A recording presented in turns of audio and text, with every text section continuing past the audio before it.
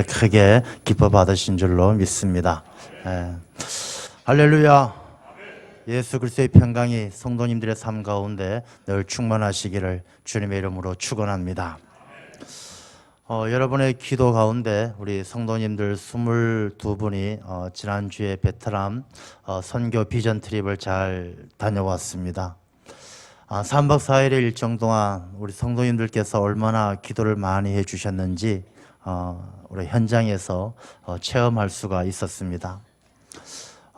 다녀온 여러 가지 과정과 지내왔던 그 시간들은 다음 주 정도에 우리가 찍어온 사진과 함께 따로 선교 보고를 드리도록 그렇게 하겠습니다. 특별히 이 시간 잠깐 소개할 것은 훅무교회를 잠시 좀 소개를 해 드리려고 합니다. 저희들 첫날에 훅무교회 완공 예배에 참석하게 되어졌습니다. 우리 22명이 갔지만 그 중에 훅무교회 입당 예배는 5분만 참석을 했습니다.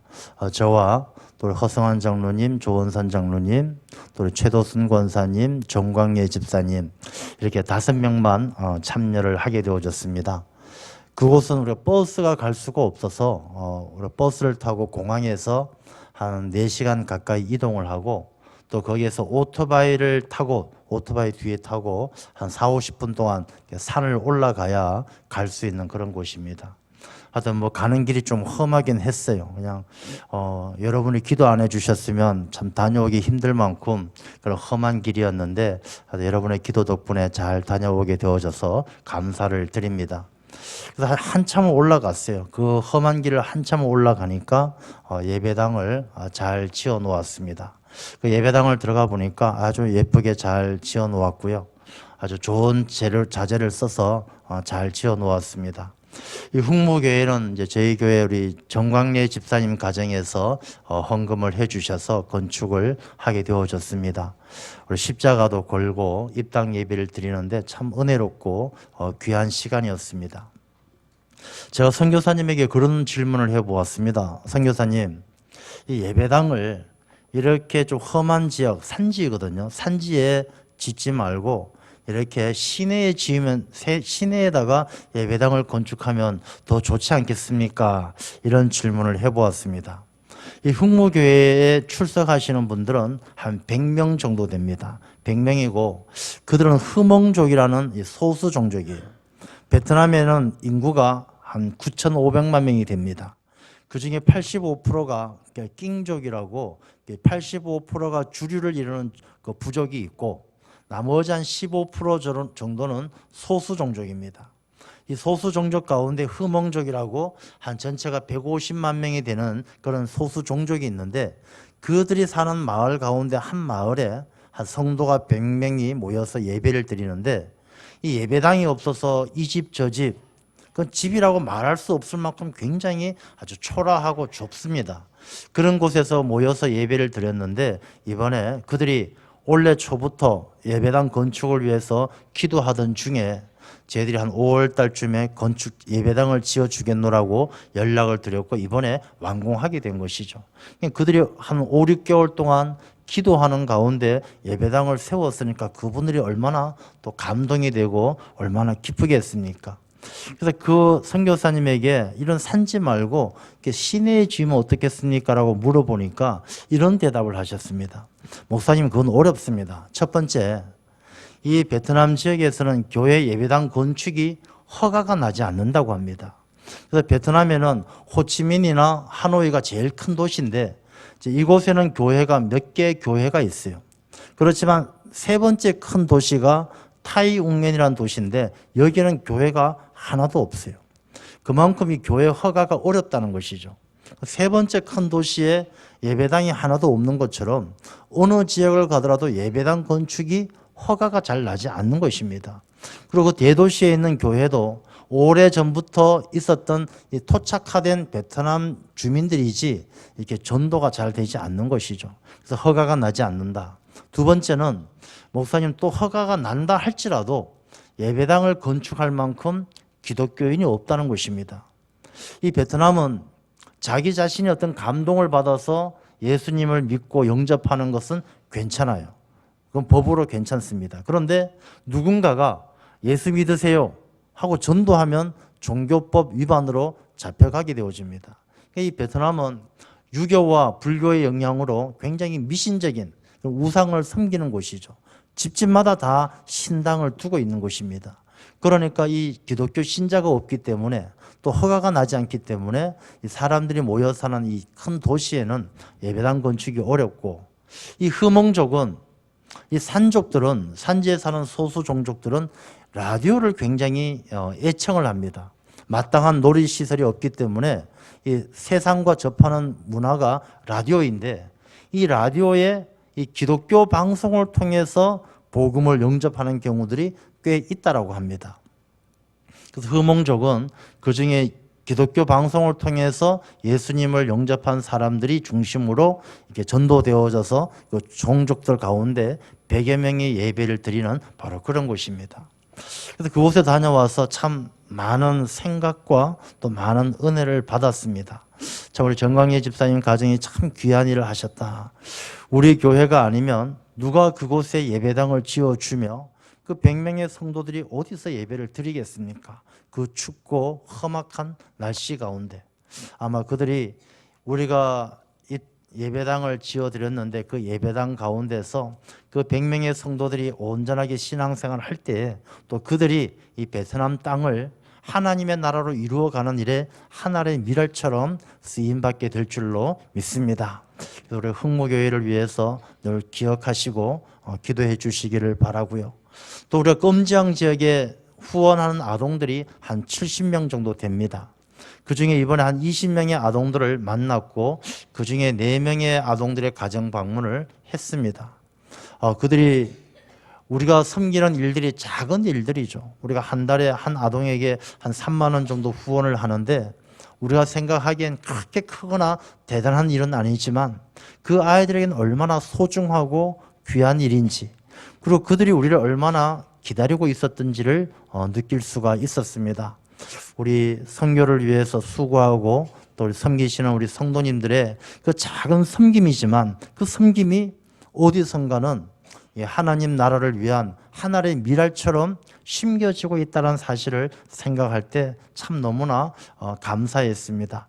그 아이들이 우리가 돕는 손길을 통해서 예수님의 사랑을 알게 되고 또 그 아이들이 자라나서 베트남을 변화시키는 하나님의 일꾼이 되어질 수 있도록 우리 성도님들이 그 아이들을 위해서도 늘 기억하고 기도해 주시기를 바랍니다.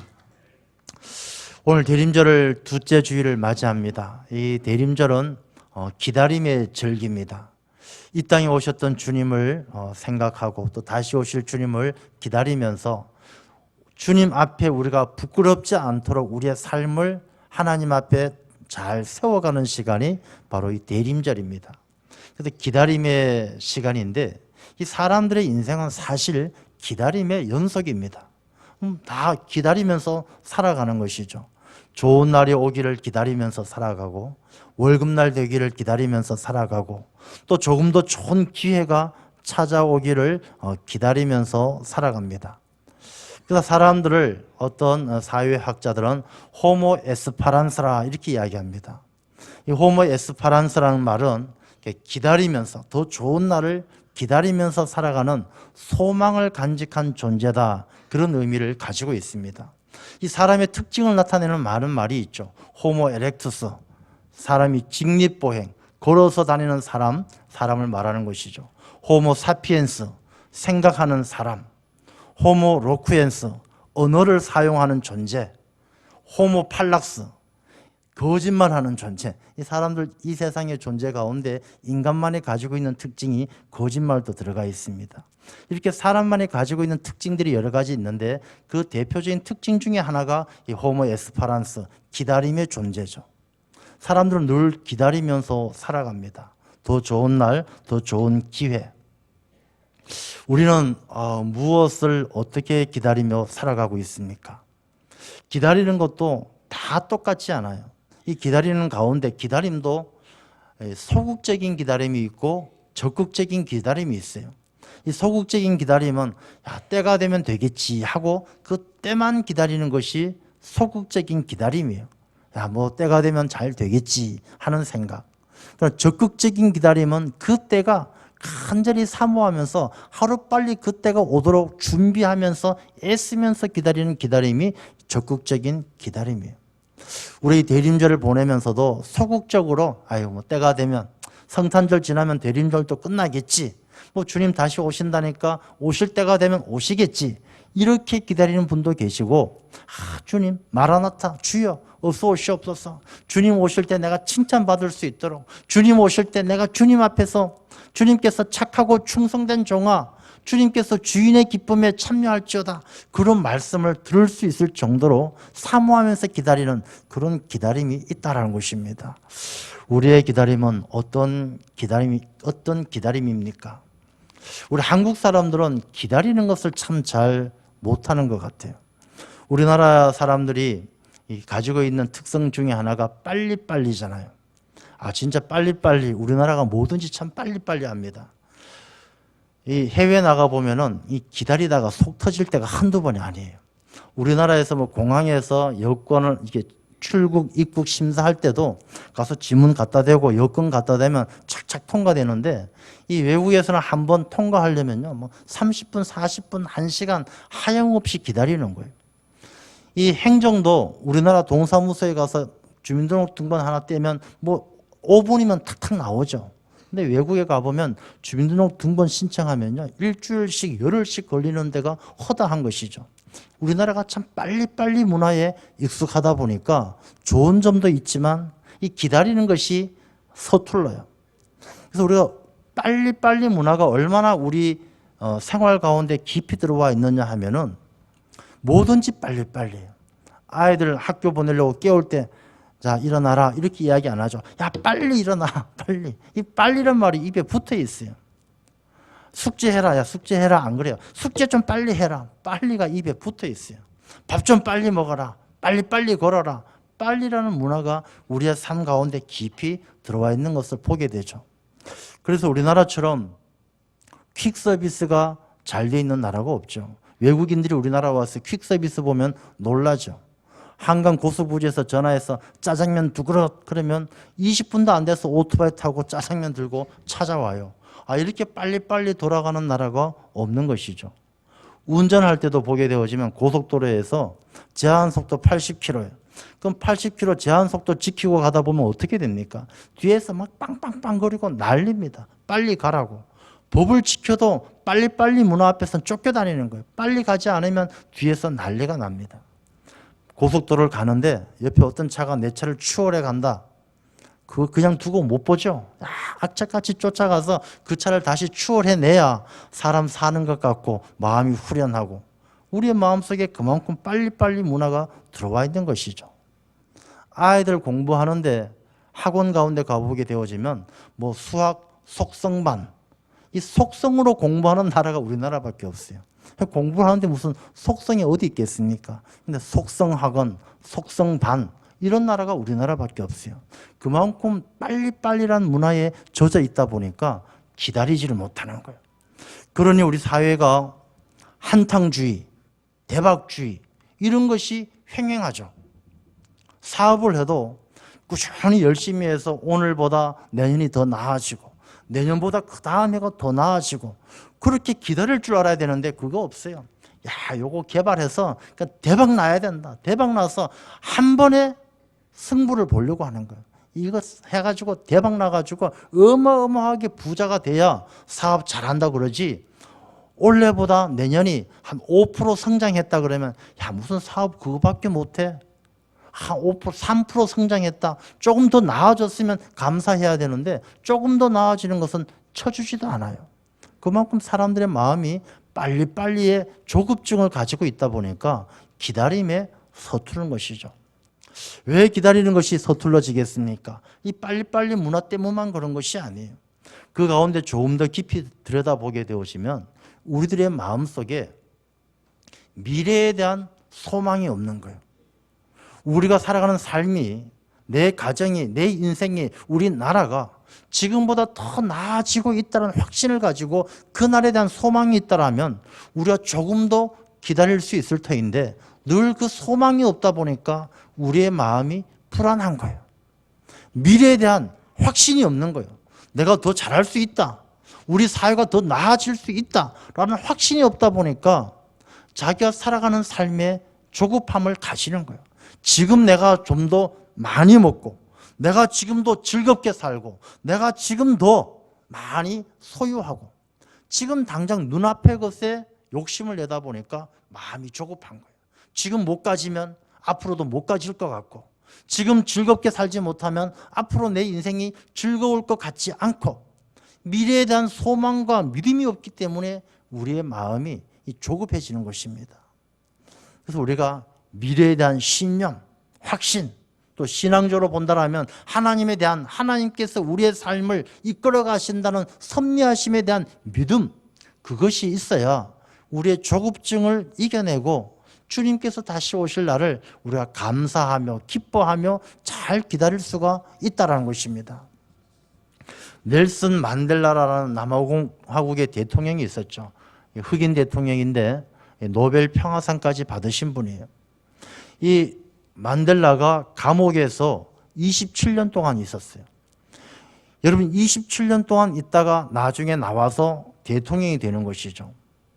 아마 우리나라에서 누군가가, 정치인이 27년 동안 감옥에 갇혀 있다가 나와서 대통령이 되었다. 아마 사람들 그냥 피바람이 불 것입니다. 27년 동안 자기를 감옥에 가두어 놓았던 사람들을 다 감옥에 보내고 다 쫓아내고 다 아마 수청하고 그랬을 것입니다. 근데 넬슨 만델라는요, 오히려 나와서 사람들을 포용하고 용서해서 노벨 평화상까지 받게 되는 것입니다. 왜 그 사람이 그렇게 할 수가 있었을까? 이 사람이 27년 동안 감옥에 갇혀 있을 때 어느 날 딸이 찾아옵니다. 아빠, 결혼한 딸이에요. 아빠, 내가 아이를 가졌는데 아빠가 내 아이 이름을, 손녀의 이름을 지어주세요. 만델라가 그 아이의 이름을 뭐라고 지었느냐 하면 호프, 희망이라고 지었어요. 희망. 이 만델라는 27년 동안 감옥에 있으면서 늘 마음속에 희망을 가지고 있었어요. 소망을 가지고 있었고, 이 만델라는 27년 동안 그 감옥에서 편지를 써서, 서신을 써서 자기를 돕는 동지들에게 편지를 보내서 인종차별을 철폐하고 민주화를 위해서 27년 동안 감옥에서 싸워왔던 것이죠. 근데 만델라는 27년 동안 감옥에 있으면서 그날을 기다렸던 거예요. 희망을 가지고, 믿음을 가지고, 확신을 가지고, 내 조국 남아공화국 인종차별이 철폐되어지고 자유의 그날이 올 것이란 믿음을 가지고 그날을 기다렸을 때, 마침내 그날이 찾아오고 대통령이 되었을 때 만델라는 모든 사람들을 용서하고 포용해서 새로운 나라를 만들어갈 수가 있었던 것입니다. 잘 기다리는 사람은 하나님께서 능력을 주시고 큰 힘을 주셔요. 기다리지 못하는 사람은 어떻습니까? 조금 기다리다가 힘들고 어렵고 포기하고 좌절하는 사람, 실패자가 되고 삶을 포기하고 생명을 포기하고 기다릴 줄 모르는 사람은 패배자가 되는 것입니다. 신앙도 마찬가지예요. 우리가 신앙생활도 주님을 만나서 큰 은혜를 누리는 그런 기다림의 신앙이 되어야 되지, 자기 중심적이고 자기 의지를 가지고 기다리는 기다림은 얼마 가지 못해서 꺾여지고 마는 것이죠. 오늘 이 본문의 말씀에는 우리가 이 대림절을 보낼 때 어떤 기다림을 가지고 어떤 모습을 가지고 기다려야 하는가라는 것을 보여주는 본이 되시는 두 분을 소개하고 있는 것입니다. 시므온과 안나라는 분이에요.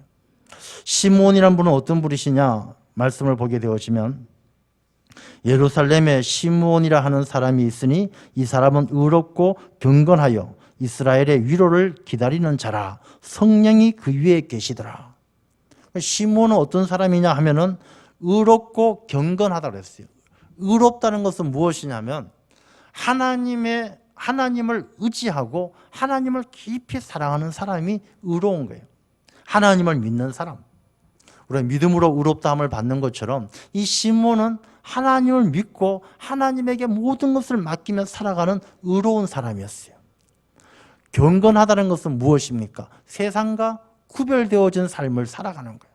세상하고 다른 삶을. 그래서 이스라엘의 위로를 기다리는 자라. 이스라엘의 위로를 기다린다는 이 말씀의 의미가 무엇이냐면 이 시몬의 기쁨은 하나님이 주시는 기쁨밖에 그 기쁨이 느껴지지 않는 삶이란 것입니다. 이 당시가 어떤 상황이었느냐 하면 이스라엘 백성들이 메시아가 온다라는 말씀을 듣고 구약의 말씀을 통해서 메시아를 기다렸어요. 그러나 400년 동안 하나님은 메시아도 보내지 않고 아무 말씀도 안 하시는 거예요. 유대인들 속이 타서 애가 타는 거예요. 그러다가 한 사람 두 사람 유대인들이 지쳐가기 시작해요. 이 사람들은 메시아를 기다리는데 유대인들은 어떤 메시아를 기다렸느냐? 메시아만 오면은 로마도 물리치고 우리에게 자유를 주고 우리나라를 잘 살게 해줄 그런 유대인들의 영웅, 그런 메시아를 기다렸는데 깜깜무소식인 거예요. 그러다 보니까 이 유대인들은 하나둘 기다리는 것을 포기하고 세상의 위로를 의지하면서 살아갑니다. 세상의 즐거움을 찾아서 우상 숭배도 하고 로마에 빌붙어서 로마 사람들 따라 권력을 취하기도 하고, 이 사람들이 더 이상 하나님의 약속을 의지하지 않고 세상에서 주는 위로를 통하여 세상의 권력과 쾌락과 세상의 즐거움을 통해서 위로받으며 살아가는 그런 혼란의 시기였어요. 그러나 시므온은 그런 세상의 위로에 관심이 없고 이스라엘의 위로, 믿음으로 승리하게 하시는 하나님의 위로만을 기다리고 있었죠. 그리고 그 위에는 성령께서 함께 하시고, 많은 이스라엘 백성들은 소극적인 기다림, 메시아가 오신다고 했으니까 때가 되면 오시겠지, 그냥 그때까지 한번 기다려보자, 이런 상황이었지만 시므온은 달랐다는 것이죠. 성령께서 함께 하시니까 성령께서 그 마음을 감동시키는 거예요. 성령께서 마음을 감동시켜 26절 말씀을 보면 그가 주의 글쓰를 보기 전에는 죽지 아니하리라 하는 성령의 지시를 받았다. 그래서 시므온이 기다리는 가운데 다른 유대인들과 다르게 성령께서 감동하시고 함께 하셔서 주의 글쓰를 보기 전엔 죽지 아니하리라, 이렇게 성령께서 알려주셨어요. 그런데 이 글쓰라는 말씀을 우리가 잘 주목하는 것이죠. 이 시므온도 처음에는 다른 유대인들과 똑같이 이스라엘을 구원해 줄 이스라엘의 왕 메시아를 기다렸어요. 그런데 성령께서 알려주시는 주의 그리스도가 어떤 존재인가 하면 30절 말씀을 보면 내 눈이 주의 구원을 보았사오니 이는 만민 앞에 예비하신 것이요 이방을 비추는 빛이요 주의 백성 이스라엘의 영광이니이다. 시므온 앞에 성령께서 역사하시니까 시므온이 깨달은 거예요. 내가 기다리는 그분이 오시겠다고 약속하신 그 메시아가 이스라엘의 왕이 아니라 만민 앞에 예비하신 분이시고 이방을 비추는 빛이 되시는 인류를 구원해 주실 구세주라는 것을 깨달아 알고 그 구세주 예수 그리스도를 기다리게 되었다는 것입니다. 저는 우리가 대림절을 지나면서 이 부분에 있어서 다시 한번 우리의 기다림을 생각해 보는 것이죠. 여러분, 우리가 기다린다는 그 기다림, 다시 오실 주님을 기다리는 그 기다림, 내 마음속에 내 삶 속에 찾아오실 주님을 기다리는 그 기다림이 어떤 주님을 기다리시는 겁니까? 이스라엘 백성들이 기다렸던 것처럼 유대인의 왕, 이스라엘의 왕으로 오셔서 정치적으로 주권을 회복하고 경제적으로 잘 살게 해줄 그런 왕을 기다리는 그런 주님이신지, 아니면 인류를 구원해 주시고 우리를 하나님의 백성 삼으시는 구원자 예수 그리스도이신지, 우리의 대림절을 통하면서 내가 믿고 있는 예수님이 어떤 분이신가 한번 깊이 생각해 보십시오. 내가 예수 잘 믿으면 병도 낫고, 예수 잘 믿으면 일이 잘 되고, 사업 잘 되고, 그런 예수님을 생각한다면 우리는 이 유대인들처럼 우리가 이 세상의 정치적인 메시아로 오신 예수님을 알고 있는 것이죠. 그러나 예수님께서 내 마음에 찾아오시면 내가 하나님 나라의 소망을 두고 천국 백성으로 이 세상의 삶이 아니라 이스라엘의 위로, 하나님이 주시는 위로로 살아가는, 하나님의 힘과 능력으로 살아가는 하나님의 백성됨을 믿는다라면 우리가 구세주신 예수 그리스도를 알고 있는 것이죠. 우리의 신앙은 우리가 세상의 위로를 받게 해주는, 우리를 통해서 잘 되게 하고 잘 먹게 하고 잘 살게 해주는 그런 예수님이 아니라 하나님의 자녀 삼으시고 영원토록 하나님의 백성으로 살게 하시는 구세주 예수 그리스도를 만나는 우리들이 되어야 할 줄로 믿습니다. 그래서 이 시므온은 예수님을 만나게 되어지죠. 27절 말씀을 보면 성령의 감동으로 성전에 들어가매 이 시몬이 성전에 들어가긴 왜 들어가겠습니까? 성전에 요셉과 마리아와 아기 예수가 오셨기 때문에 성령께서 시몬에게 감동을 주셔서 성전에 들어가 예수님을 만나게 하시는 거예요. 여러분, 예수님을 만난다는 것은 성령께서 충만할 때, 성령의 감동이 있을 때 예수님을 깊이 만날 수가 있는 것입니다. 내가 아무리 애써도 예수님을 만날 수가 없어요. 삭개오가 예수님을 만나면 뭔가 달라질 줄 알고 예수님을 만나러 갑니다.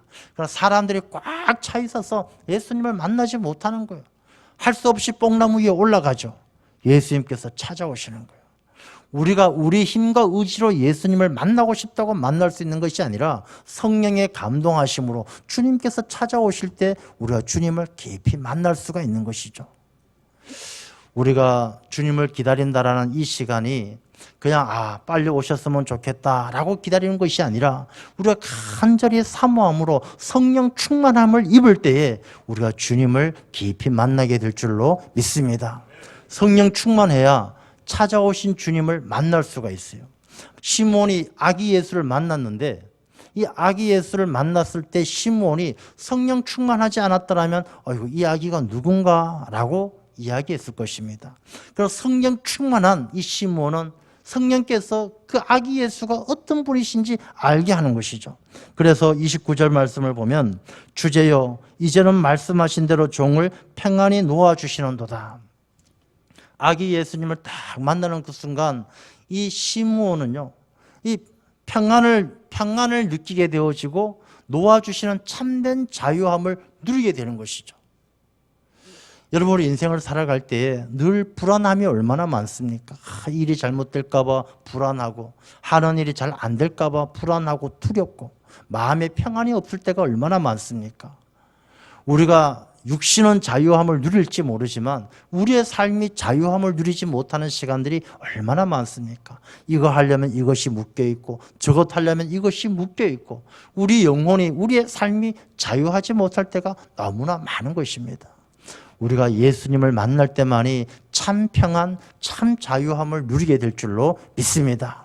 시몬은 아기 예수님을 딱 만나니까 자기는 나이가 들어서 육신의 눈은 멀었지만 성령의 감동하심으로 영의 눈을 뜨니까 예수님을 딱 만나고 나서 예수님을 품에 안으니까 육신은 예수님을 안고 있는 것 같지만 그 영혼은 시몬의 지치고 곤고한 그 영혼은 자기 영혼이 예수님의 품에 안긴 것처럼 그런 감동을 느끼는 것이죠. 그래서 참 평안을 누리고 참 자유를 누리는 것입니다. 여러분, 우리가 참 평안을 누리고 참 자유를 누리기 위해선 내 모든 삶이, 내 영이, 내 삶이 주님에게 안겨야 될 줄로 믿습니다. 주님에게 안길 때 참된 자유와 평화를 누리게 되는 것입니다. 이 시몬은 오늘 본문의 말씀 가운데 보게 되어지면요, 만민 앞에 예비하신 것이요 이방을 비추는 빛이요 주의 백성 이스라엘의 영광이니이다. 예수님이 어떤 분이신지 잘 알았던 것이죠.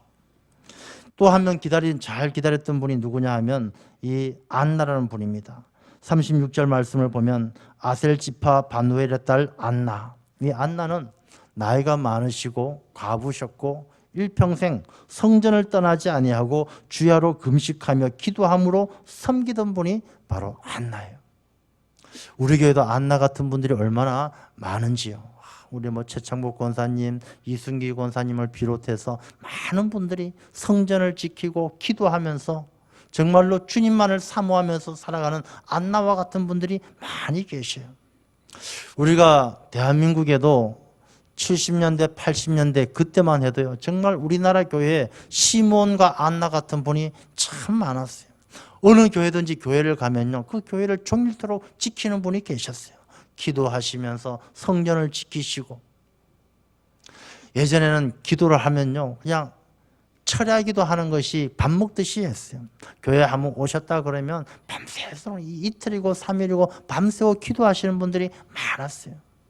여러분들 기억하시잖아요. 여러분들도 다 젊으셨을 때, 청년의 때일 때, 그럴 때 다 회사 갈 때 교회 와서 기도하고, 회사에서 돌아와 집으로 퇴근할 때 교회 와서 기도하고, 학생들 학교 갈 때 기도하고, 학교에서 마치고 돌아와 집으로 갈 때 교회 들러서 기도하고, 그런 시몬과 안나와 같은 사람들이 얼마나 많았습니까? 이 안나도 바로 그런 사람이었어요. 안나는 일평생 성전을 떠나지 아니했어요. 성전이 무엇입니까? 하나님의 집이죠. 하나님을 떠나지 아니했어요. 늘 하나님의 뜻 가운데 하나님 아버지의 집에서 기도하면서 성전 중심으로 살아가는 사람이었어요. 우리도 이 대림절을 통해서 내 삶의 중심이 어디에 있는지를 한번 생각해 보시면 좋겠습니다. 우리의 삶의 중심이, 내가 살아가는 삶의 중심이 무엇인가? 우리가 눈에 보이지 않는 삶의 중심은 돈이 중심인가? 하나님이 중심인가? 아내가 중심인가? 가족이 중심인가? 자녀가 중심인가? 우리의 중심이 어디 있는지를 한번 깊이 생각해 보셨으면 좋겠습니다. 왜 중심이 중요합니까? 우리가 오똑이 인형이 있잖아요. 탁 넘어져도 중심이 잡혀 있으면 다시 일어나는 거예요. 누가 와서 툭 쳐도 넘어졌다고도 일어나는 거예요. 중심이 잘 잡힌 사람은요, 어떤 어려움도 이겨내는 것입니다. 우리 대림절을 통해서 내 삶의 중심은 어디에 있는가? 우리가 성전 중심, 하나님 중심이 되어질 때 우리가 세상의 어떤 어려움도 다 이겨내게 될 줄로 믿습니다. 성전 중심이라는 것은요, 이 교회를 중심으로 해서 뭐 사방 5km 이상 벗어나면 안 된다, 이런 개념이 아니에요. 늘 생각의 중심이 하나님 나라에 있는 사람이에요. 늘 어떤 일을 선택할 때에 하나님께서 무엇을 기뻐하실까가 중심이 되는 것이 성전 중심의 삶이에요. 우리 모두가 성전 중심의 삶이 되어야 할 줄로 믿습니다. 주야로 금식하며 기도했다고 그랬습니다. 여러분, 금식이라는 것이 밥 안 먹는 게 금식이 아니에요. 이 금식이라는 것은 뭐 먹는 것을 금한다는 뜻이 아니라 우리의 육신의 배를 불리는 일에 우리가 마음을 두지 않는다는 의미가 담겨져 있는 것이죠. 그래서 이사야서 58장을 보면 하나님이 기뻐하는 금식은 이 매인자의 결박을 풀어주고 멍에의 줄을 끌어주면서 이 묶인 자들을 자유하게 하는 것이, 그것이 참된 하나님이 기뻐하시는, 하나님이 기뻐하는 금식이라고 그렇게 말씀하시는 겁니다. 이 금식이라는 것은 내 육신의 배를 불리기 위해서 살아가는 삶이 아니라 하나님을 기쁘게 하기 위해서 살아가는 삶이 바로 금식의 삶이에요. 안나는 하나님을 기쁘게 하기 위해서 자기 육신의 즐거움을, 육신의 만족을 구하지 않았다는 것이죠. 기도했다는 것입니다. 왜 기도하겠습니까? 기도만큼 능력이 있는 것이 없어요. 사람이 아무리 똑똑하고 능력이 있어도 사람이 할 수 없는 일들이 얼마나 많습니까? 그러나 하나님은 할 수 없는 일이 없으셔요. 전지전능하신데 기도가 뭐냐? 내가 일하지 않고 하나님이 일하게 하시는 것이 바로 기도예요. 그러니까 기도가 얼마나 능력이 있습니까? 기도하는 자에게 예수님께서도 병든 자를 고쳐주시고 귀신 들린 아이를 다 쫓아내어 주시고 나서 하시는 말씀이 기도 외에는 이런 유가 나갈 수 없다라고 말씀하셨어요. 왜 그렇게 말씀하십니까? 기도해야 하나님이 일하시기 때문입니다. 우리가 이 대림절 성전 중심으로 기도하며 살아야 될 줄로 믿습니다. 섬기는 삶을 살았어요. 우리가 봉사신청서, 2020년 봉사신청서 저 밖에 안내데스크에 막 이렇게 만들어 놨는데 이게 나가지도 않고 들어오지도 않고 관심도 없는 거예요. 여러분, 섬기는 일이 중요한 것입니다. 우리가 주님께서 다시 오실 그때에 착하고 충성된 종아라고 칭찬받을 수 있는 게 무엇 때문이겠습니까? 달란트 받은 사람이 열심히 장사해서 이익을 남긴 사람을 주님께서 칭찬하시는 것이지 땅에 묻어둔 사람을 칭찬하는 게 아니에요. 땅에 묻어둔 종을, 약하고 게으른 종아, 너 어둠에 쫓겨나서 슬피 울면서 이를 갈게 되는 것이 바로 악하고 게으른 종이에요. 하나님께서 우리에게 다 달란트 주셨잖아요.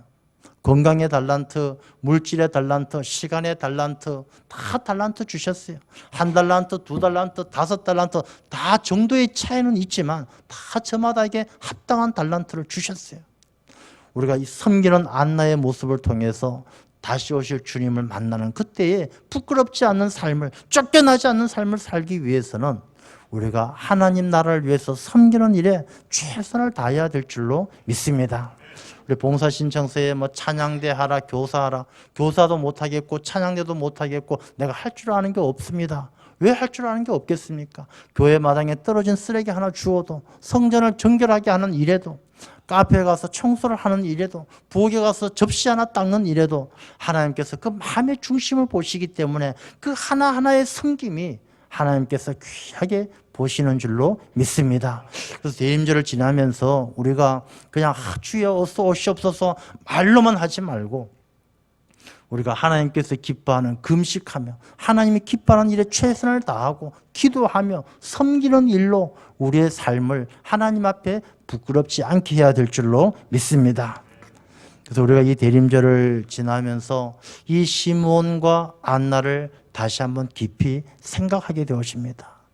우리의 기다림이, 대림절을 통해서 다시 오실 주님을 기다리는 그 기다림이 시므온처럼 의롭고 경건함으로 성령 충만해야 되겠고, 안나처럼 교회 중심, 성전 중심으로 금식하며 기도하며 섬기는 삶으로 주님을 깊이 만날 때에 이 안나가 그 주님을 만난 후에 모든 사람에게 그에 대하여 말했던 것처럼 이 땅 가운데 증인이 된 삶을 살아가며 복음을 전하며 주님께서 다시 오시는 그날에 칭찬받을 수 있는 그런 우리 모든 성도님들이 되시기를 주님의 이름으로 축원합니다. 기도하겠습니다.